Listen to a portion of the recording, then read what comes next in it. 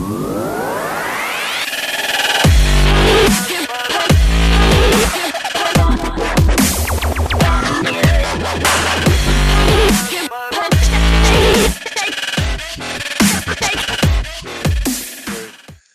ladies and gentlemen. Welcome back to Square Eye Syndrome. I'm Ben Gilman. As always, I'm joined by Tom Hill. Hey. Dan Rudge. Hiya. And somewhere, someone has locked probably someone away in a cupboard. We'll find him soon. Yeah, he's not even in our cupboard this week. He's in somebody else's. I think he might be developing a problem. I just think he likes dark corners myself, dark spaces. Fair. Anyway, how you guys been? Hot. Yeah. We're recording on a nice, cool evening. Thankfully, it's a bit better today. Finally. Yeah. Oh God! If you're from, I've been helping a friend move house for the past 2 days in this heat wave. Oh, lovely. And I've by just the way, finished up. she might be popping in and out of the podcast because she is still about. So it's not a ghost; it's just your friend. Have they got a name? Sammy. Okay. She wants to be a ghost, actually. All right, fair enough. Okay. See? I told you off camera this was a good idea, didn't I? There we go. Yeah. Well, Stan disappears to stab Sammy. Yeah, hang on. 2 ticks. We'll just come back on the murder cast. No, I've just finished up myself. So, yeah, I know how stressful that can be. This is the first recording in a new place. So, very exciting. Better acoustics. Less crazy drug people on the street outside my house. Wonderful. It's better. Stop selling if you don't want them to be near you. Yeah. All right. So who's going up first then? I'd like to. Okay. You're up then, Dan. What was yours? All right. Well, this week has been it's been really hot. It's been really busy. I've been absolutely dog tired, and I've been looking for a TV show specifically because of being so dog tired and just wanting to have something to watch that isn't really very plot focused, has simple structure to it, but still kind of engages the brain. You know what I mean? So you watched Baywatch? No, I definitely didn't watch Baywatch. That doesn't engage the brain because your blood goes in the opposite direction. No, second but brain. You're talking about hot, the second he's hot, brain there. He's sweaty. He just wants to watch a man or a woman run down the beach in slow motion. You know. The thing that I actually found was something which Poker Stars put out called The Big Game. Oh, wow. It was put out in 2010. Directed by Brian Lockwood mostly. And the cast include basically the who's who of the Daniel Negreanu's and the Phil Hellmuths and Doyle Brunson and Justin Bonomo and Will Davis and Barry Greenstein. Just basically, if you're a name in poker, you're in this show. More than likely. Right. So it's Poker Stars. Everyone gets on, but yeah. There's a lot. Negreanu and Hellmuth appear in a lot of them, which really, that they're two of my favorite poker players. They're both real characters. I think they're great. I always enjoy watching them play. Is this a documentary or is this like a No. drama? This is actually a game show. The players bring their own money. They have to buy in for between 100,000 and 200,000. They're allowed to rebuy for up to 500,000, and there is one seat saved for someone called the loose cannon. And the loose cannon is someone who's been playing online and qualified. They're an amateur. They're someone who is not up at that level. So do they have to have been good enough to make 100 grand, or they get staked 100 grand and get? Oh, cool. Okay, right. And if they manage to get into profit, they're also competing amongst themselves for a worth 50 grand license to be in the World Poker Tour. Nice. Sounds like high stakes. So I've The big game. It's called The Big Game. I'm making a note of that. Yeah, me too. And yeah, I can't recommend it highly enough. And I have to stress it because it's not everyone's thing, you'll like watching poker being played. So basically, if you're a fan of rounders, this is your kind of thing. Yeah. Quite honestly, if you're a fan of rounders, then Phil Hellmuth and Daniel Negreanu are your kind of thing. Yeah. And there's a lot of them on here, and there's a lot of other people who are very like them. There's a lot of very smart plays. There's a lot of really, really big sort of, oh, you should have done the other thing. No, I do like Helmuth. And I particularly like the fact that they have these loose cannons in, because they cause problems. That sounds like me after one too many drinks. Loose cannon. And yeah, just go and watch. The first loose cannon is called Ernest Wiggins. He's an absolute dude. He gets coached by his girlfriend. Mm. Right. That's how he started into poker. He calls his girlfriend Rabbit. Really nice guy, really nice story. Just wants to be able to basically make a good bit. He wants to double up on his stake, and then he's happy. And he plays for a whole week. That's 5 episodes, and each loose cannon plays for 5 episodes. And after every 5 episodes, some of the professionals or all of the professionals filter out, and new ones come in, and it's a new big game. And yeah, it's really, really, really cool.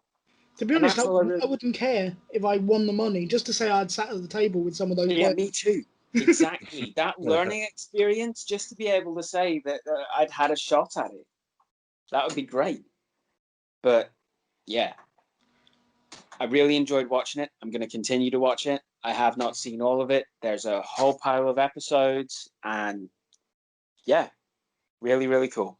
Where That was can the you first see? one I wanted to. Sorry, Where Ben? can you see? I didn't hear what you said there. Where can we see it? Where I think it's now up on YouTube.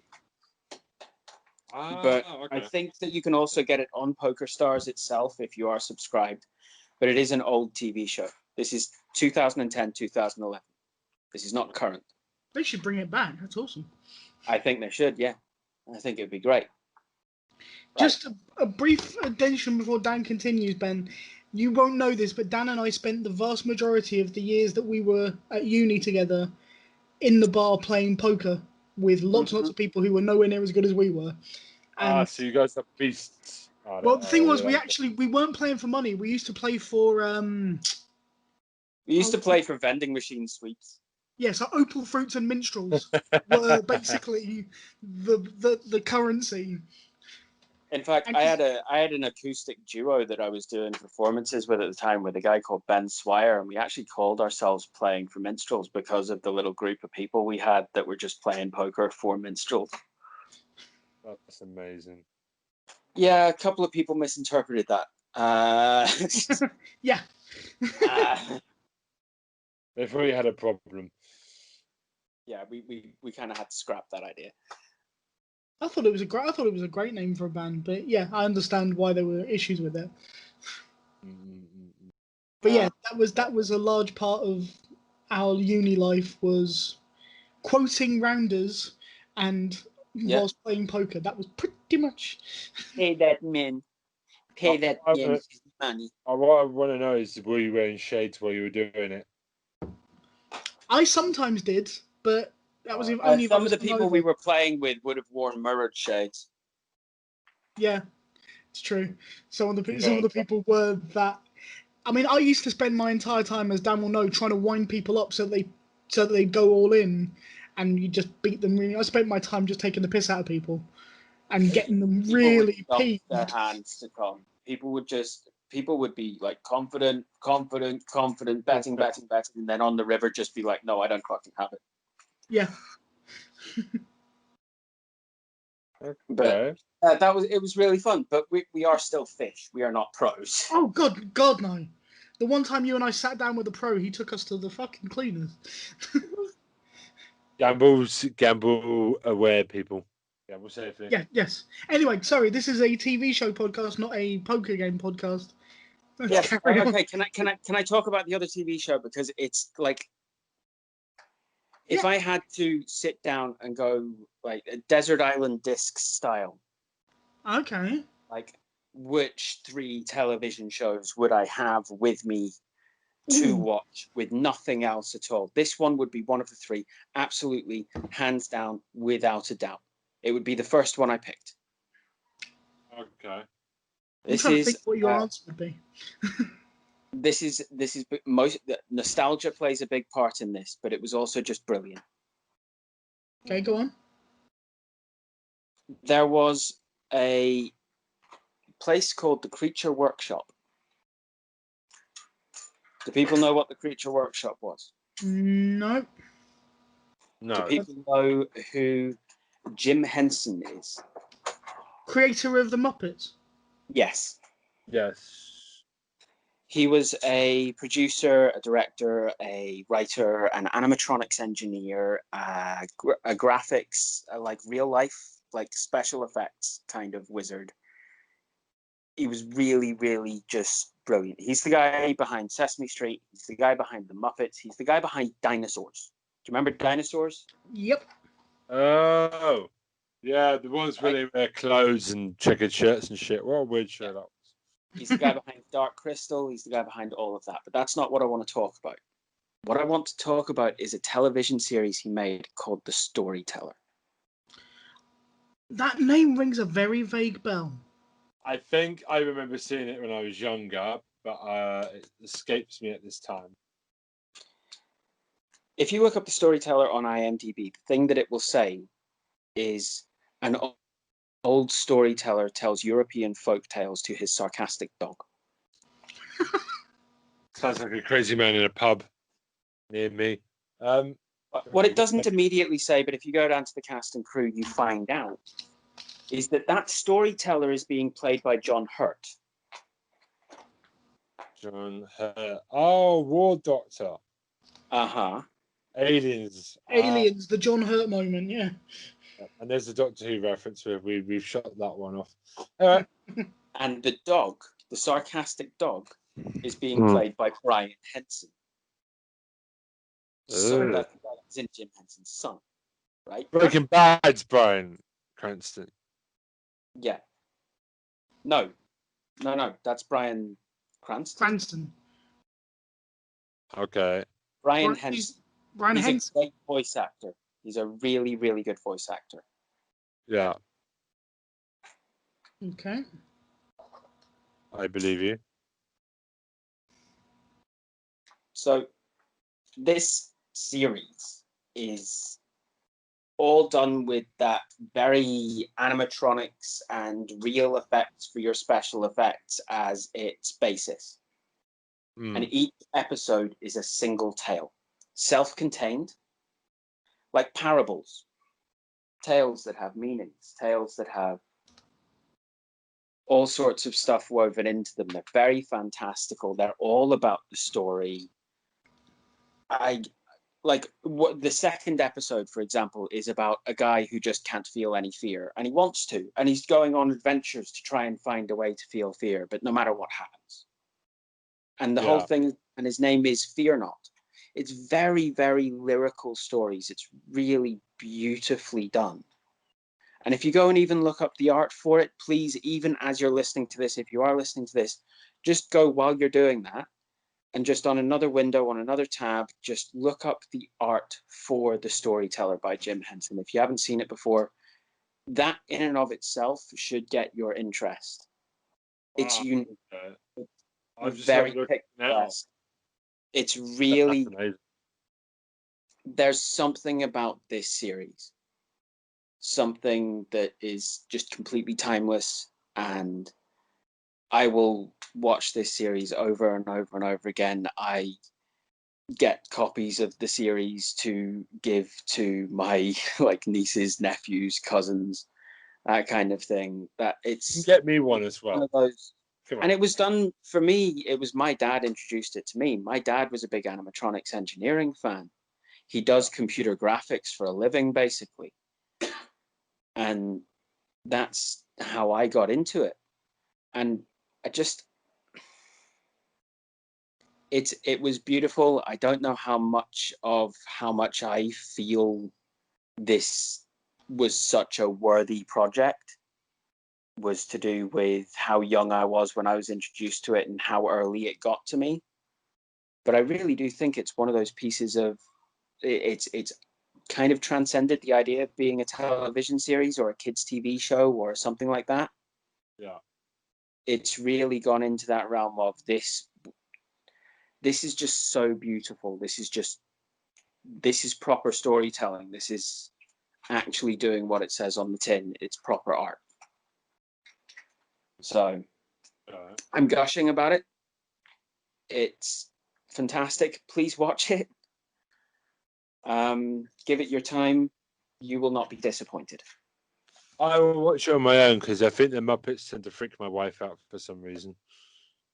If the Muppets freak your wife out, then this especially Dark Crystal. That was a bad idea. This is probably the most. This has the most possibility for grotesquerie with reference to all of that. Apart from things like the Dark Crystal, the Never-Ending Story, they had a bit more like the Skeksis are just grotesque as all get out. Yeah. But yeah, this was one of those, and it was beautifully done, and it's underrated. But I'm going to stop gushing. I'm going to let someone else take the floor or ask questions, even if you'd like to.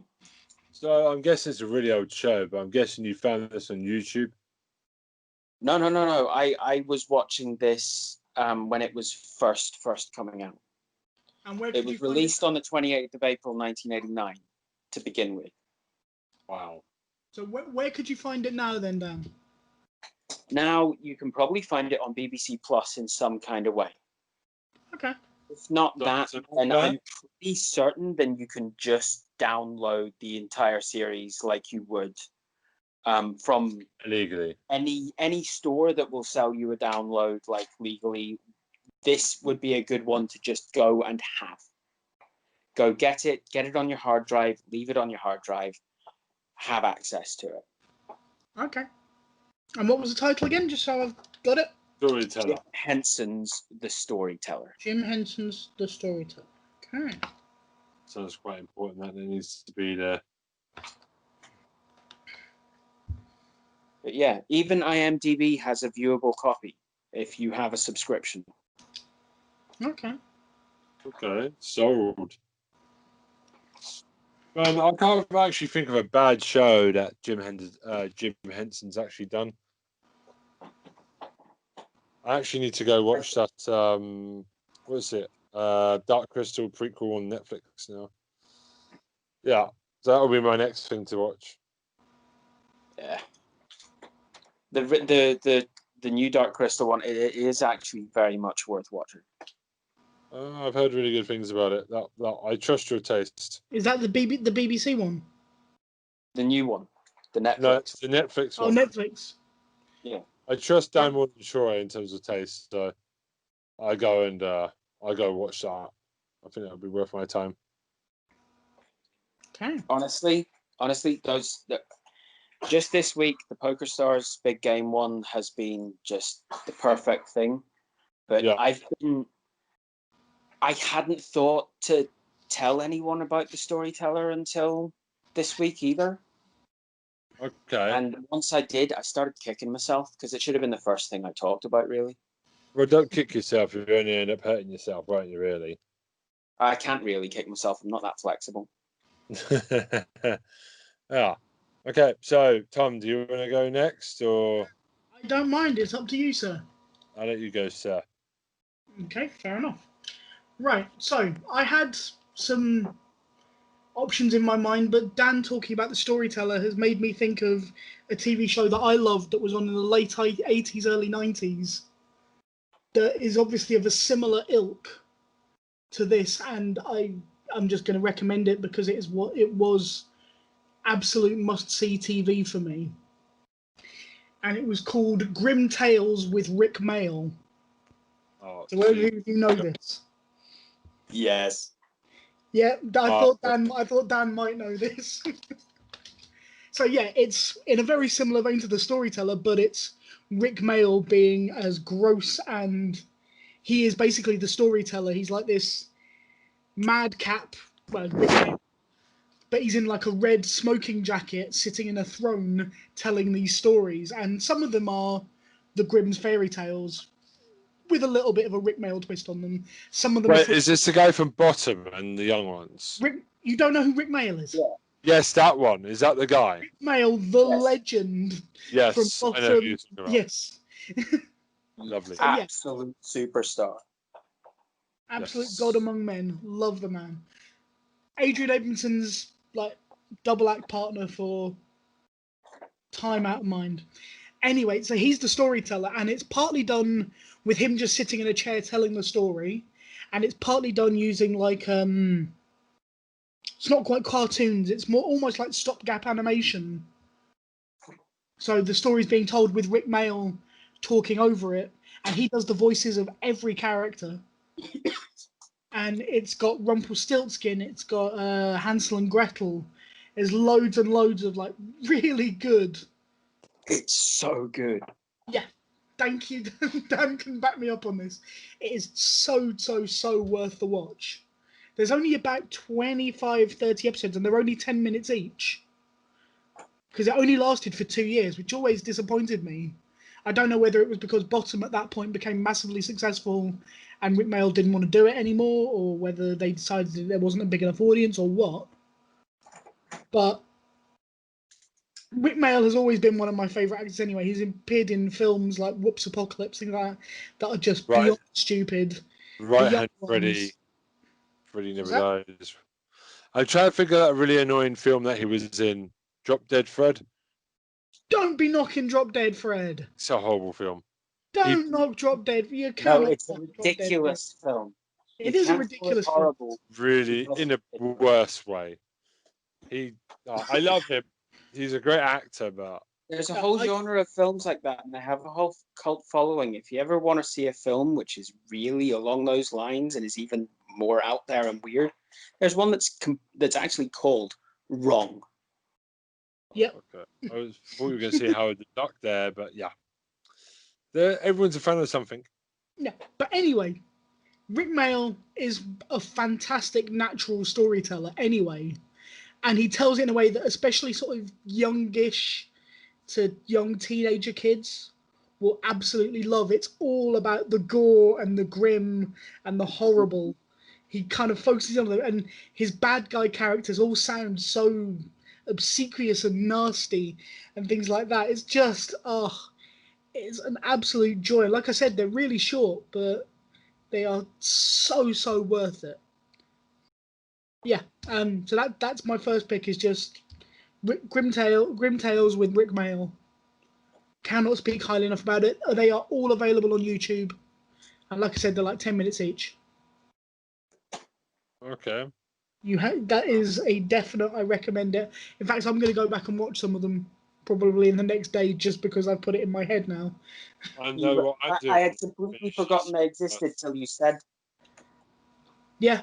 No, it's just you talking about the storyteller made me think, oh, I loved when Rick Mayall did that. So it's just... I know what I'm doing after this recording. I'm off to YouTube. Watch an episode of The Storyteller, watch an episode of Grimm's Tales, and then tell us which one, or probably both of them. You'll probably enjoy both of them equally, I guess. But yeah, definitely. Yeah, they were unique enough to be unique enough, but they are that same trope. Yeah. But I mean, just for me personally, because Rick Mayall does all the characters, it's him and him alone doing the whole damn thing. I absolutely loved it. Yeah. Okay. So now I'm a little bit torn about what to talk about second. But I'm going to go with the one that I was originally going to go with. So for years and years, I've seen a TV show advertised, and I kept meaning to get into it, and I just kept missing it. And it was only because in the last week or so, I didn't have anything in particular. Once I'd finished binge watching Men Behaving Badly for the special that will happen at some point, Yeah. I didn't really have anything that I was looking at. And a show came up on Netflix, and I thought, you know what? I've kind of dodged this show for enough time. It's now finished, so I can watch the whole thing. I haven't quite finished. I'm up to the end of season 7 of this show, and you probably know it, and I actually really am enjoying it. It's a show called Suits. No, never seen it. Never seen it. You know of it, though, I'm assuming. Yes. So, yeah, it's a guy called Mike who's got a photographic memory, is an absolute genius, but has kind of screwed up his life because he helped out a friend when he was younger and took the blame for a test that he actually did. He cheated on a test and gave it to somebody else. And his friend gave it to somebody else to make money. And when the person who bought the test got caught, Mike took the bullet for his friend because he was intelligent enough to survive it, he thought, and then he got completely screwed. He ends up becoming a lawyer by faking the fact that he went to law school, and he's hired by a guy called Harvey who knows he's a fake, and it's basically their relationship. This guy is an absolute genius and should be a lawyer because he's that good, and it's a lot of it is about them trying to hide the fact that actually he never passed the bar, he never went to law school. It's got him in it. It's got a guy called Lewis Litt, and I can't remember the actor's name, but he's absolutely flipping brilliant. Let me have a quick look. He's an actor called Rick Hoffman. I'm sure I've seen him in something else, but I can't place it. But he's absolutely brilliant as a kind of arsehole lawyer, and he's just really, really good. This is obviously the show that also brought fame to Meghan Markle, she who is now obviously married to the Harry boy. Yeah, to the half brother of Prince William. Yes. Small world. But yeah, it's actually a really good show. It's really enjoyable. It's a little bit predictable in places because it's all kind of the hooker with the heart of gold kind of thing, but it's enjoyable enough. It's also got an actress that Dan might know, Gina Torres. She was in Firefly. She was in Firefly. Was she the prostitute? I'm trying to remember. So she was in. Oh, what was it? Zoe Washburn was the character, I think. Zoe from Firefly. Oh, she was Walsh's husband. Badass. So she plays the managing director of the firm that these guys work at, and she is a proper badass in this show. Seems to be your speciality. Yeah. But she's absolutely brilliant at it. Anyway, I mean, like I say, the kind of arc of stories are a little bit predictable, but it's so worth the watch, so enjoyable, especially if you've got any kind of basic knowledge of law. They do try and stick within actual legal remits and things. But yeah, it's really interesting and actually far more fun than I thought it was going to be. I just kind of watched it because I thought, you know what? I've always said to myself at some point I will watch this show. And then I've basically binge watched 7 series of it in like a week and a half. When I'm not working, I'm watching episodes of Suits, basically. That's what's going to happen to me when I start watching that show, though. And I already know it. I haven't actually started watching it, but I've seen enough bits. Yeah. And I've seen interviews with cast members and stuff like that, that I know that the moment that I start watching it, I'm going to have a lot of free time. Yes. No. But like I say, it's totally worth it. I don't know, because I'm vaguely aware that at the end of season 7, Meghan Markle and the guy who played Mike, who's like the main character, both left the show. So I'm intrigued to see what the next 2, because there's 9 series. It finished in 2019. So there's 2 series where basically the love interest characters of the entire show are no longer there, but they've built up enough of the other characters that it might be just as strong without them. So I'm intrigued to see what happens with that, and I will kind of fill you in probably the next time we record, because I'll have almost certainly finished the whole series by that point, on how it went. But yeah, it's Fair enough. I definitely recommend it. It's good fun. It's got pathos, but it's tongue in cheek. It's got a lovely mixture of all the things you want for a show that will keep you coming back. And even though there are kind of like long running storylines, because it's almost like a different kind of case every week or so, you could drop out for a few weeks and then come back, and it would, for the most part, make sense. Okay. I think, yeah, no, you've just got me thinking, because like lawyer and like courtroom drama kind of things, they're their own special sort of beast, aren't they?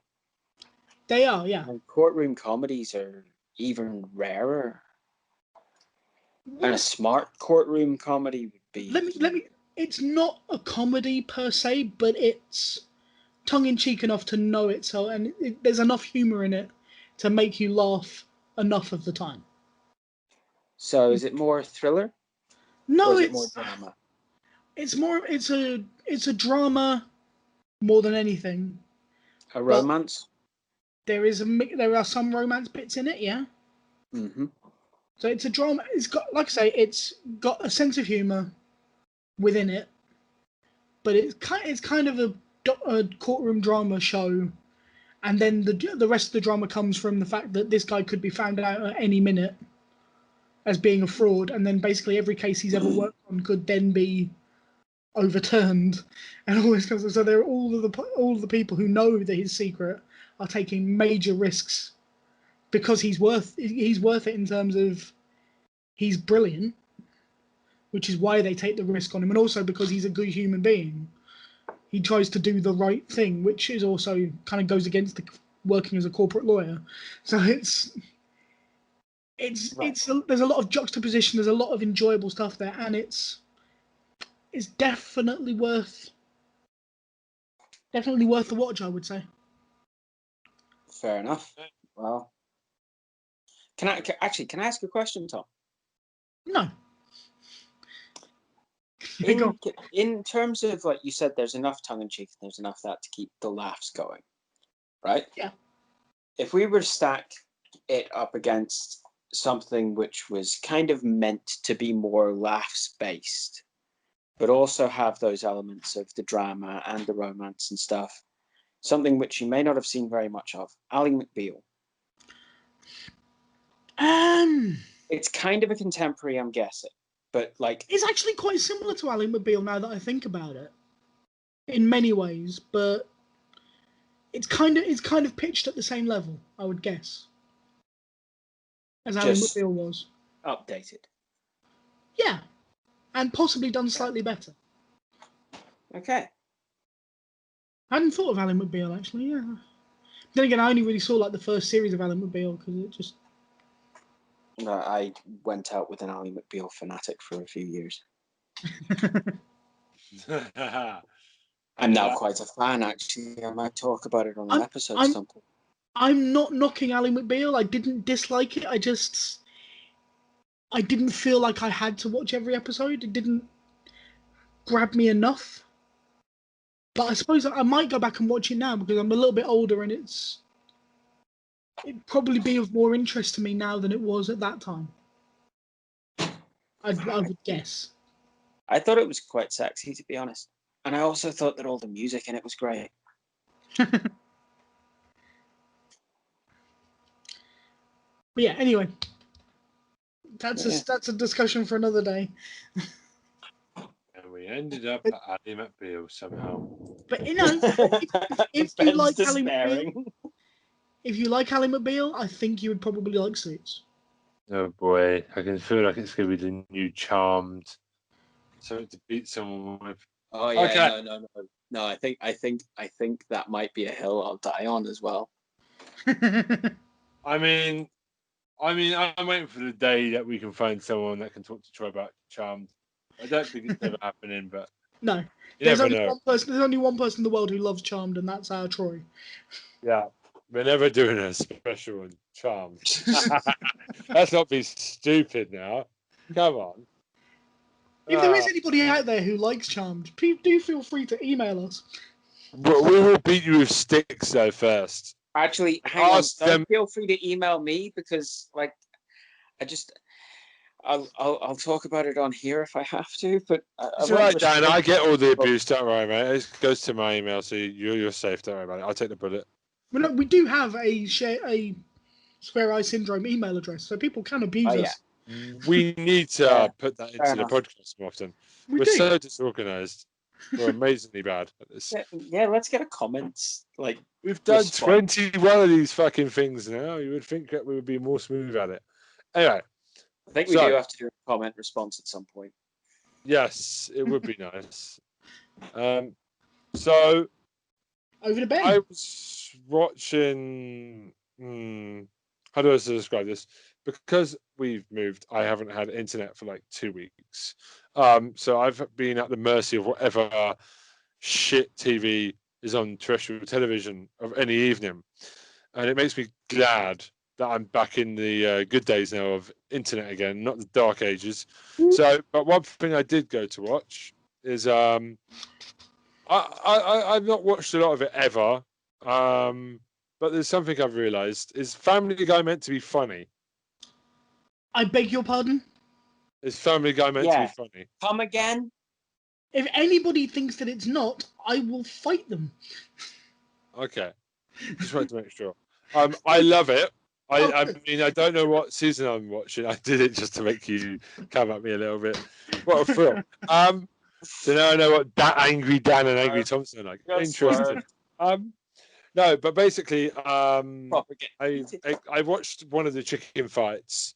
I always seem to watch it when there's a chicken fight with Peter Griffin. I know they do it once a season. It's not even that regular. It's kind of every other season kind of thing. It's not done that often, but it's brilliant. I always seem to watch a different chicken fight every time I watch it. That's because you're probably watching like people's favourite episodes, and the chicken fights always come high on a list of people's enjoyment. It's the one where they go into space and the chicken just dies off the rocket. It's that one. It's there's a great bit. I think you've seen this one where it's just you go into a clone laboratory and there's just a million Peter Griffins and chickens, and they're all just beating the shit out of each other. It's amazing. I also would like to cheat and put The Simpsons kind of, but I was watching New Simpsons. So a lot of people complain Family Guy is overdone now. It's like should take a rest. It's like I hear about South Park, I hear about Simpsons, but to me, Family Guy is just outrageously funny. It always makes me laugh just with the gags. Well, yeah, my favorite character is the paedophile old man for some reason.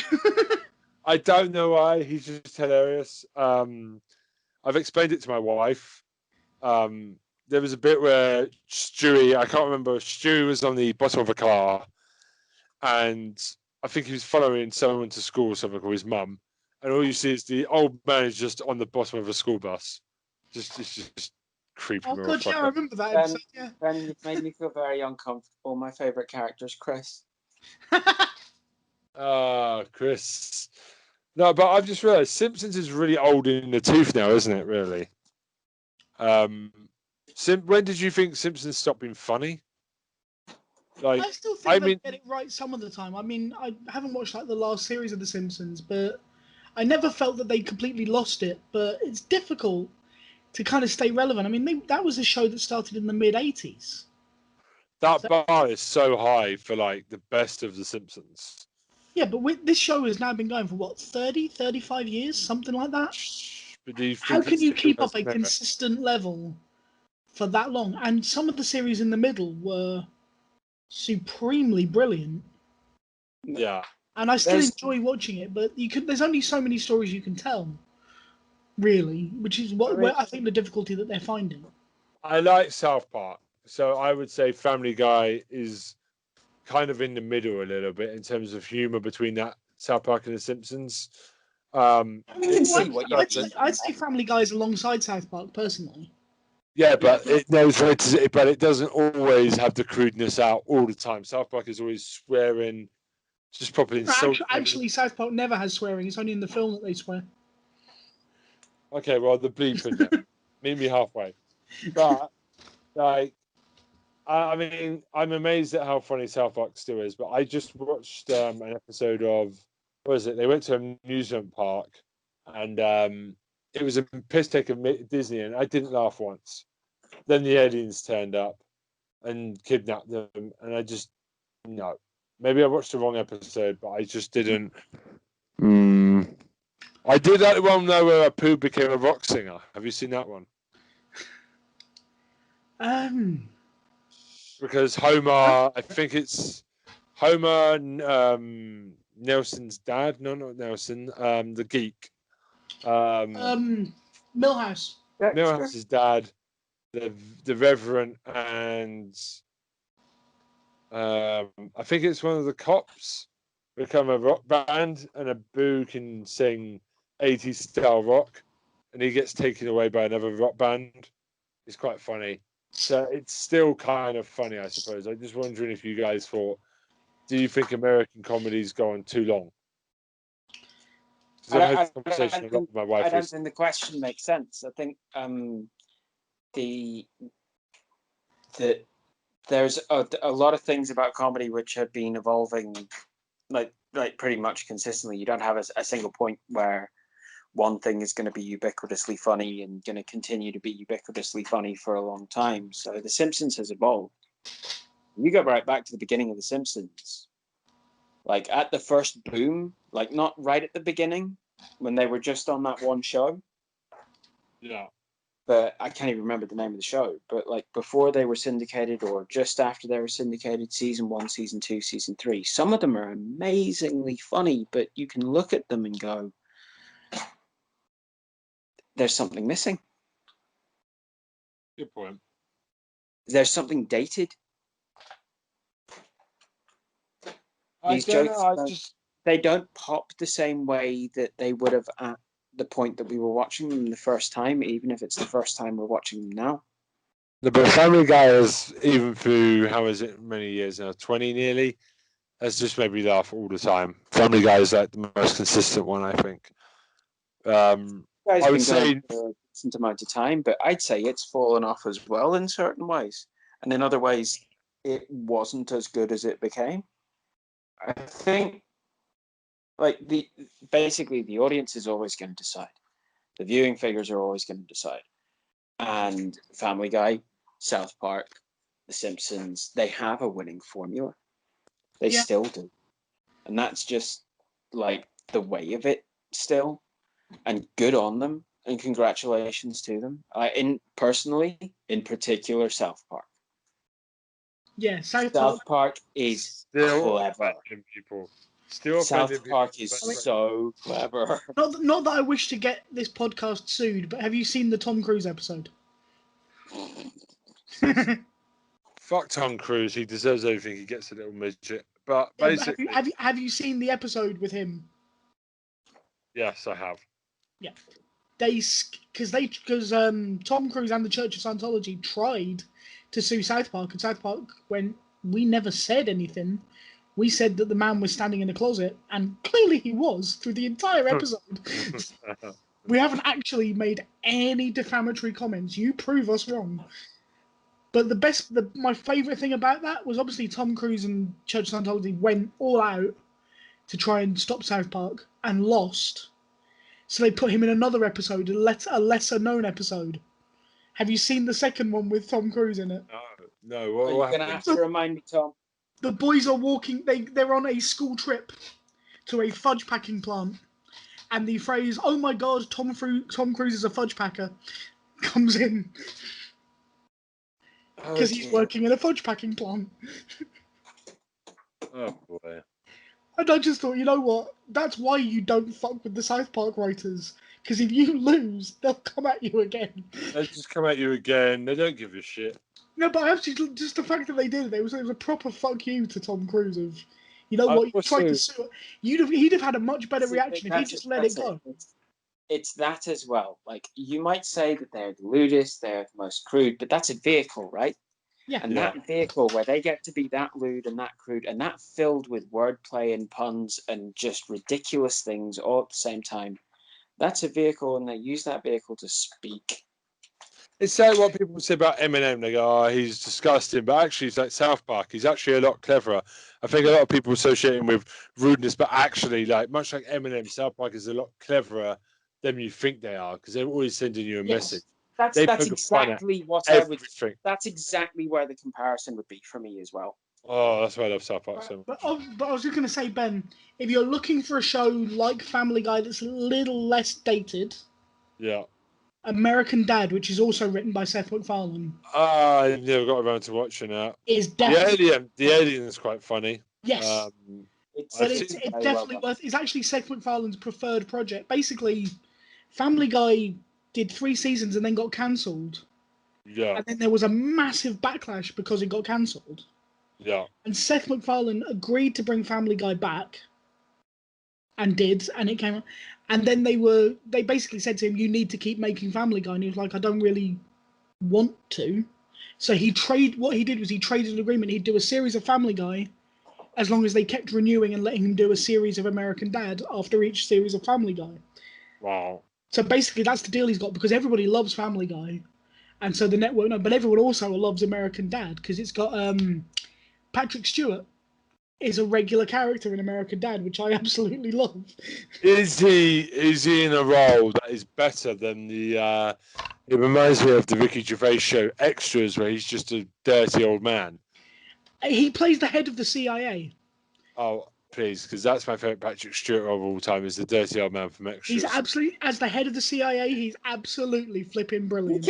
No, hang on. There's elements of that in his character as well, though. Oh yeah. Oh, great. He's completely fucking ridiculous, and he's so fucking corrupt as well. He doesn't take himself seriously, Patrick Stewart. I love him. No, I love the fact that Patrick Stewart has a laugh with these things. Yeah. Again, thirded on that one. Can I make another point, though? Go on. Yeah. Alongside all of these, there's another show, and it's one which I haven't seen enough of, but I have seen enough of it to know that it does things a bit differently, and I love it for it. Bob's Burgers. Yes. Yeah, good show. Well, I had a second show, but fuck it, I can't be bothered. No, feel free to give us a second show, man.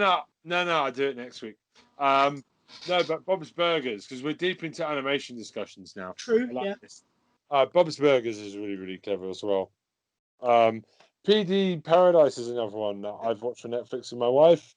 Has made me laugh quite a few times. You know what Bob Burgers reminds me of ever so slightly? King of the Hill. Again, also very, very underrated as an animation. Yes. And as a comedy as well. Like, it was very understated in a lot of ways. It was really quite subtle in a lot of ways, even though it was crass. Using rednecks, yeah. Right? Yeah. And yes, the ghost that has been making noises in the background throughout the podcast has also reminded me of something. Okay.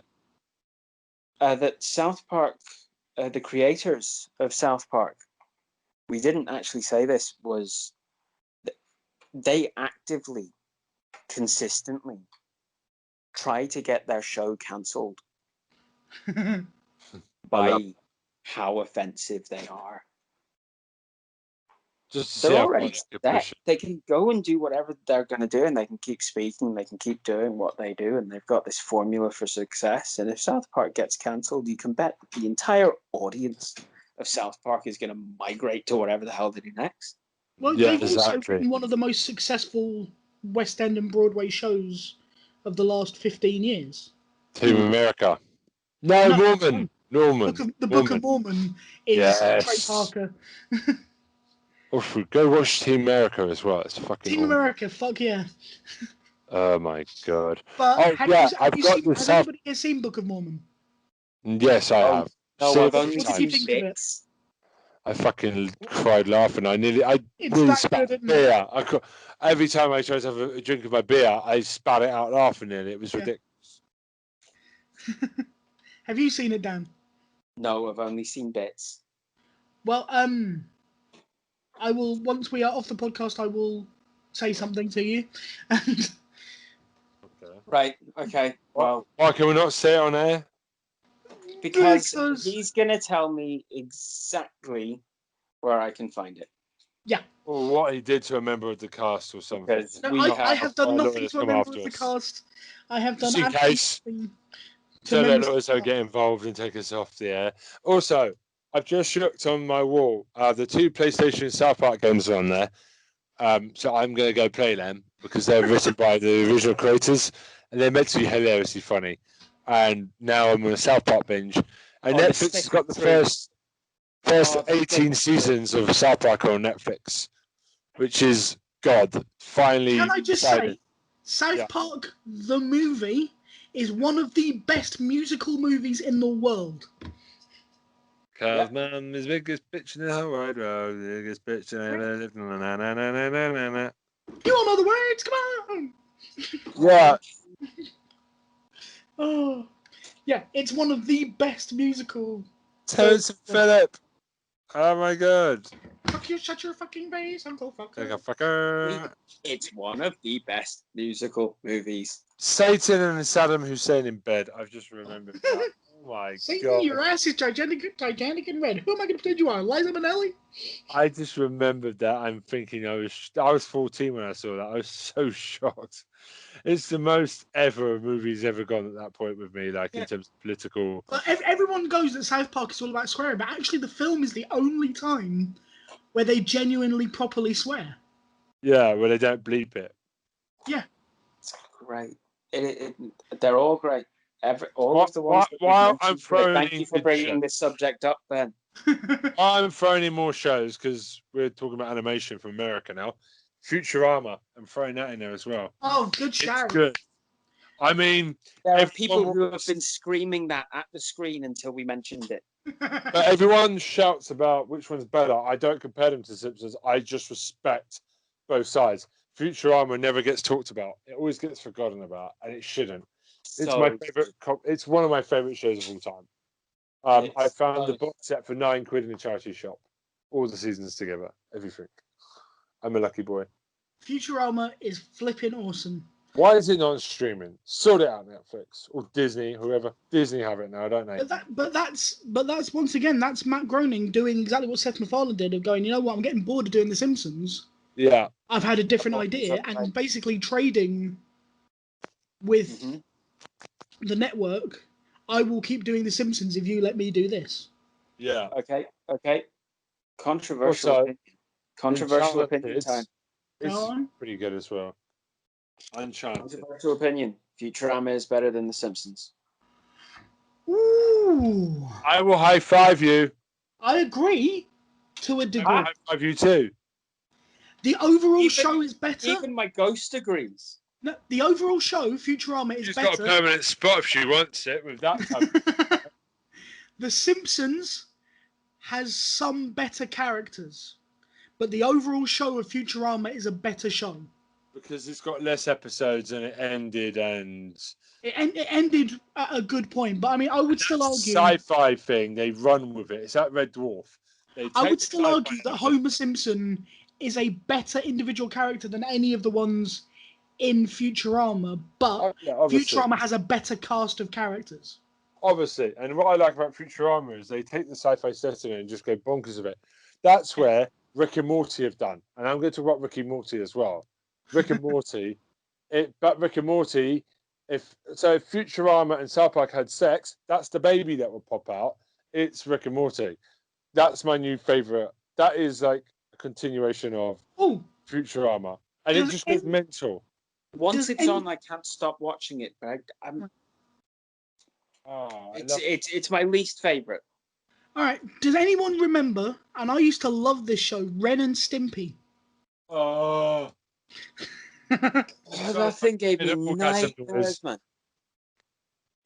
Was that? Jesus Christ! Gave me nightmares first time I watched that. So good. That art style has haunted me forever. Yeah, but it was so good. I mean, I still stand by my favourite cartoon of all time is Count Duckula, but that's a different discussion. We are going off. We're going Way off off. the deep end now. We're bringing British stuff into this. I was aiming in the American market. I do apologise. Because apparently we don't talk about enough American stuff and we're British lovers. So I thought I'd We bring are some British, American so, love. you know, fair play. I thought I'd bring some English American love this week. No, Because that's America absolutely does have- fine. I think all of us have had a little bit of American in there somewhere. because like a lot of their American comedies, I just Oh, in that case, can we just take one more? yeah.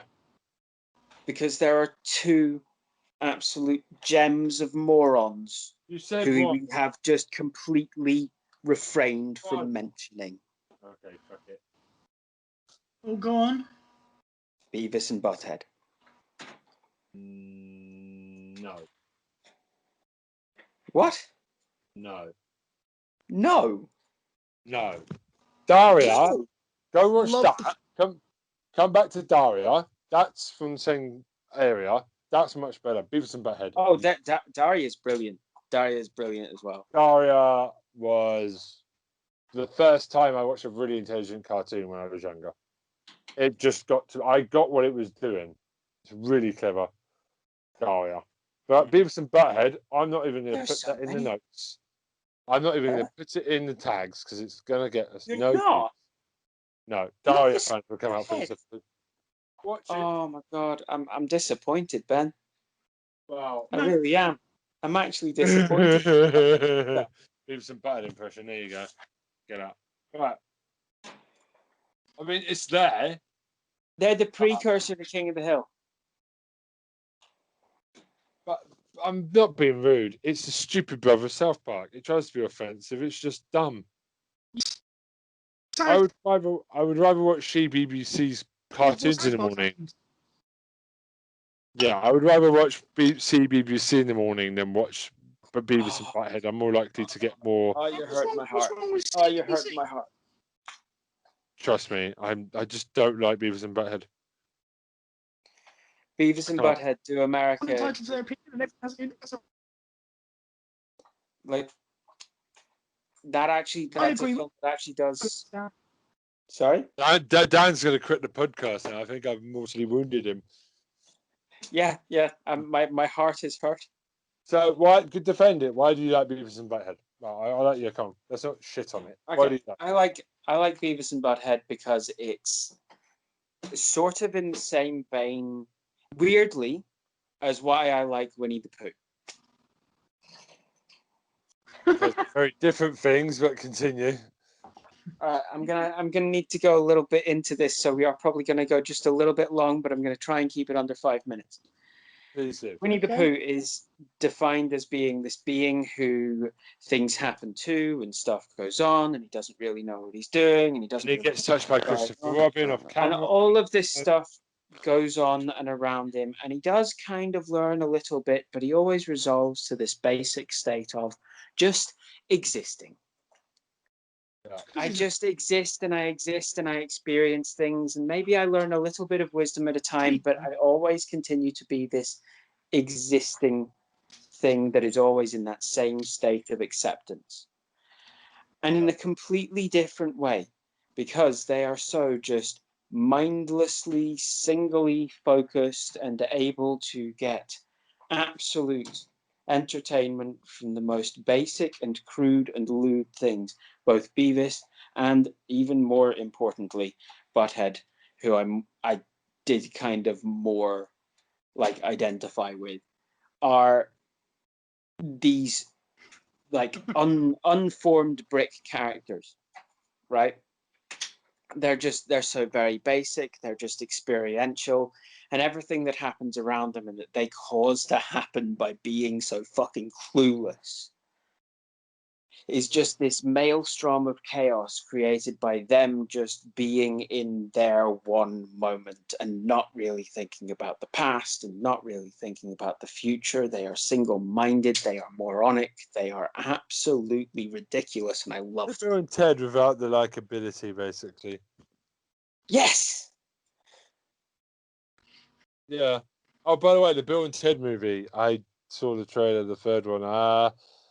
I'm not too sure. I want it to be I'm good. watching it. I am. But, scared.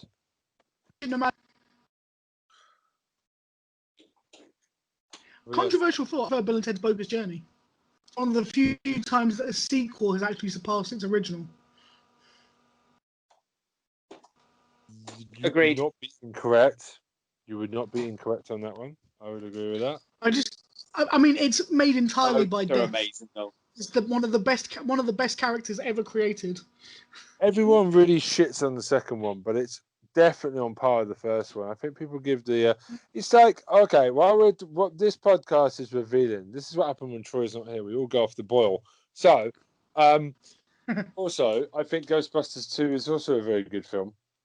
And number one, same as number one. Yeah. Controversial It's opinion. not I'm not a God. as Ghostbusters strong as fan. number one, but it's good. Yeah. Yeah, but everyone shits on it. I mean, the woman's one.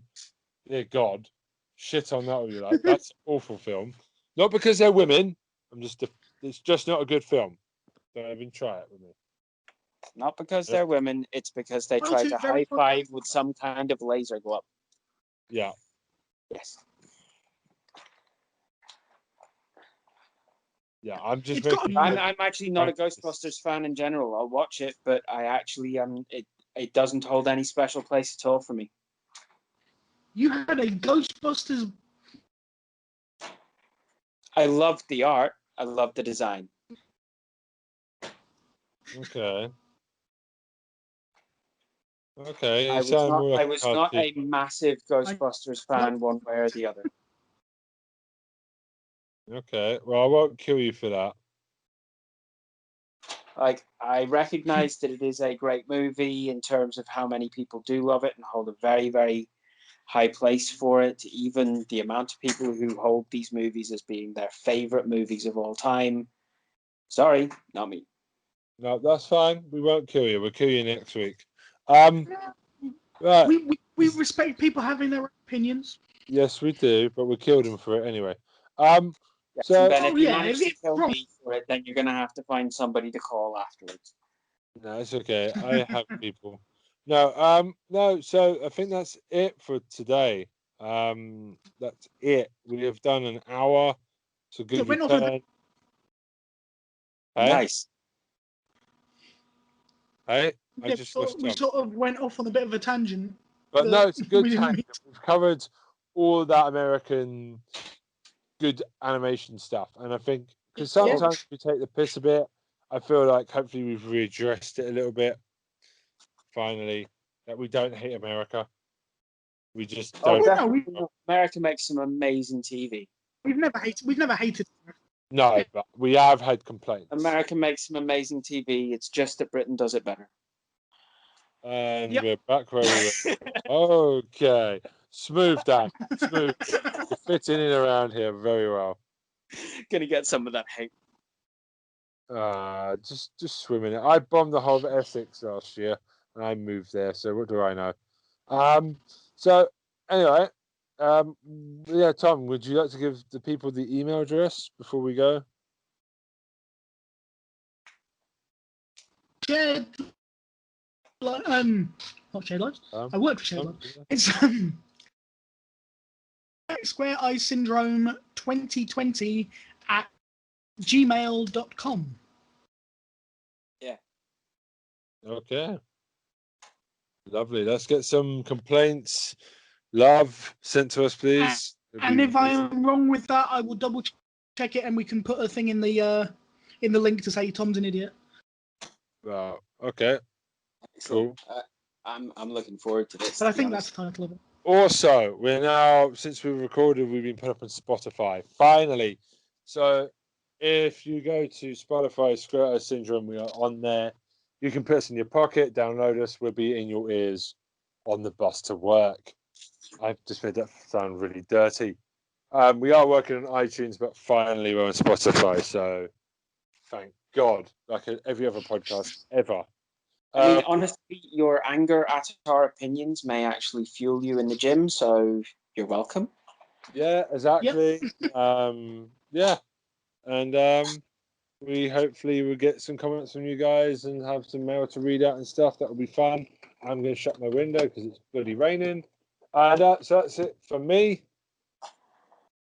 And that's it from me. It for me. And well, Troy says hi, but we can't hear him because he's locked away. Maybe There's some knocking in the background. Yeah, hold on. You're not getting that, Troy. My ghost says that she had fun. Thank you, Ghost. Thank you, Ghost. May you have happy hauntings for the rest of your time. Right, we're done. No.